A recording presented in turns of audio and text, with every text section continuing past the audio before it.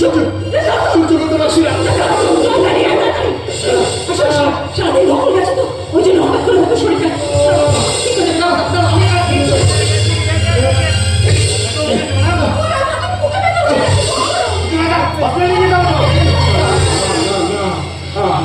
হাসপাতালে যাবো না জানি, তোমার কোলে মাথা রেখে ঘুমো।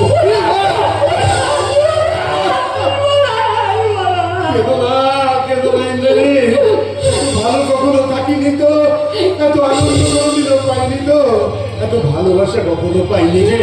তাই বোধ হয় সহ্য।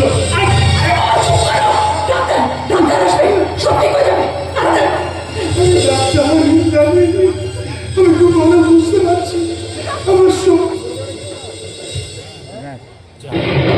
দাদা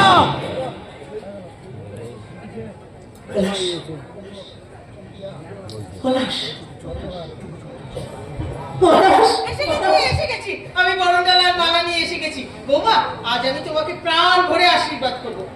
কি হয়েছে পলাশের, কি হয়েছে? বরণডালা নিয়ে এসেছেন,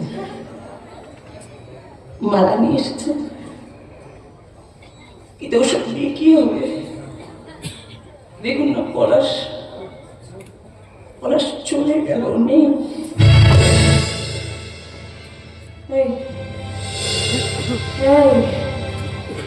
কথা বলো না। এরকম কে করে পলাশ? এত বড় বেইমানি করবে? আমাকে ছেড়ে চলে যাচ্ছ